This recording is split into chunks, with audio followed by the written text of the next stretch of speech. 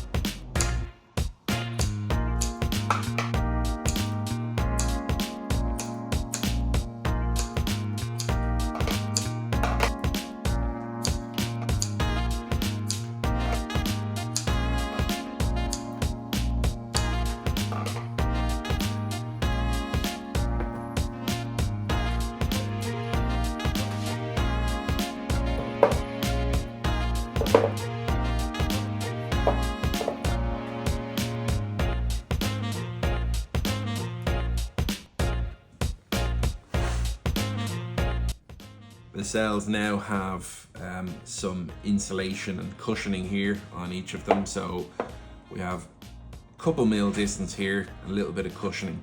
You'll notice here on the outside of cells 4 and 5, I also put a little bit of cushioning here. That's because this is going to be pushed up against the polycarbonate casing. And again, I want a little bit of protection there. I'll probably do the same on cells 1 and 8. We'll just see how we go along. Now just note the orientation, guys. We have cells 1, 2, 3, 4, 5, 6, 7, and 8. And on the outer edge here of cell number 1, this is the positive, and then we go negative, positive, negative. And from the negative on cell number 4, we're going to the other side. The positive on cell number 4 is going to connect to the negative on cell number 5. Exactly the same way as you'd set up one of the Seplos batteries or something like that. So then we have the inners here, so the negative on cell 1 and the positive on cell 8, that's where you're going to connect your BMS. And now what I'm going to do is I'm going to just lightly connect the buzz bars, and then I'm going to start taping them together.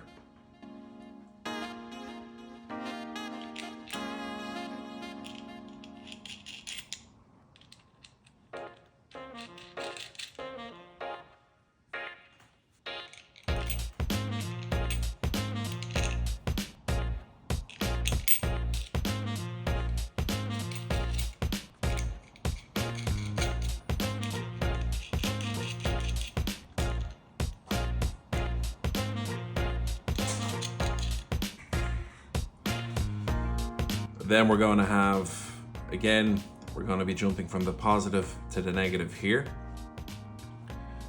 So we're not going to make that connection right now.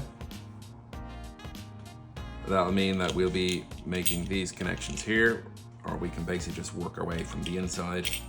They're always mirror images when you're doing this orientation.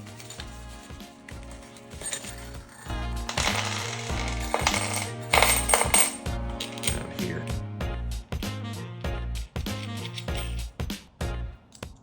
Now some people might choose to make their own buzz bar connections using cable, and that's absolutely fine if you want to give yourself that little bit of extra flexibility. I don't think it's going to be necessary here because we do have a little bit of give here. I know the nuts are going to be tight, but there is a little bit of give if there's any significant bumps.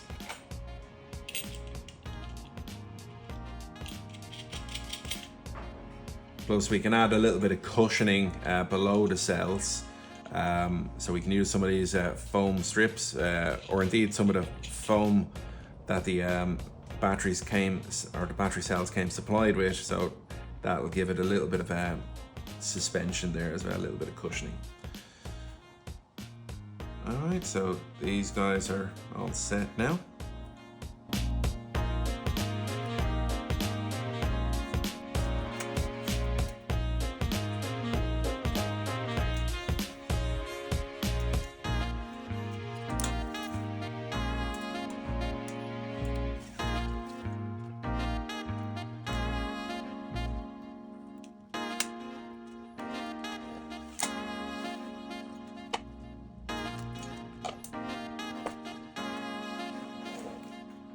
Alright, I think it'll make it a little bit easier if I tighten up some of these nuts here. So let's secure the batteries here. Take a size 10 wrench.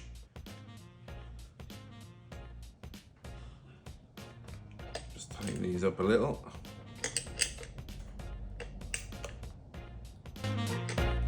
No.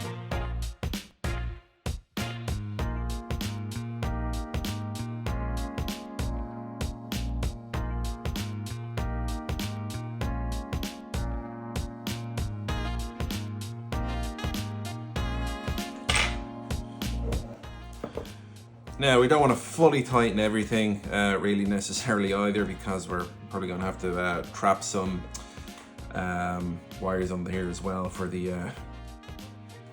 BMS, so I won't tighten the second set of cells as much.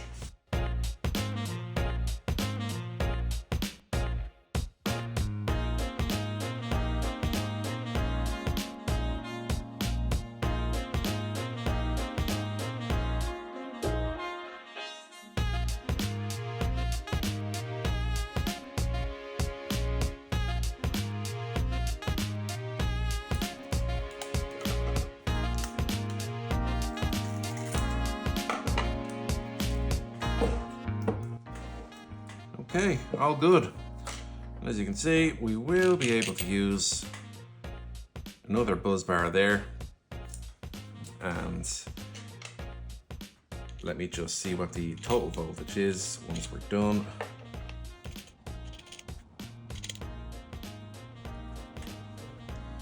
Okay, let's switch her on. Positive and negative. There we are.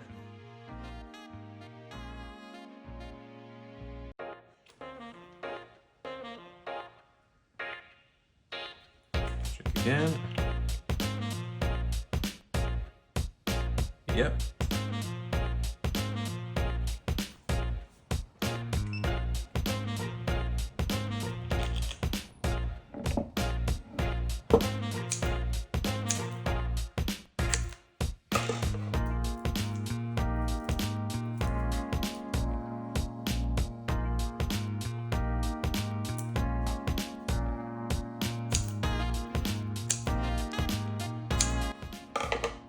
Now if I wanted, there's nothing to stop me from adding another layer there and kind of compressing them. So let's just do that. So I know just at this level now, it just gives the insulation gap. But if I want to give a little bit of dynamic movement, protection, then this is the way to do it.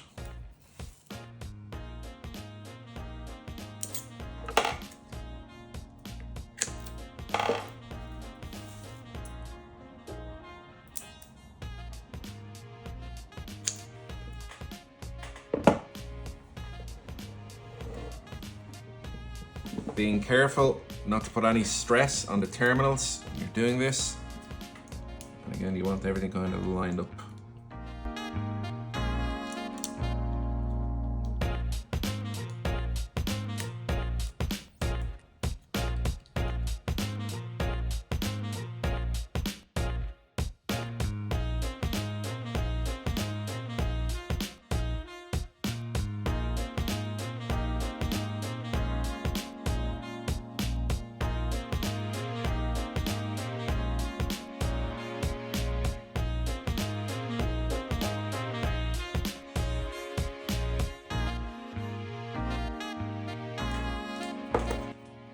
Okay, brilliant.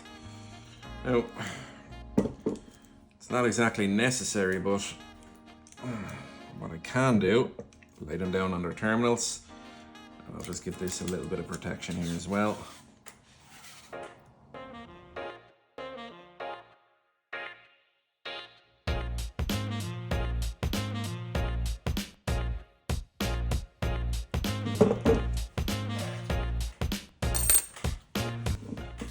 All good.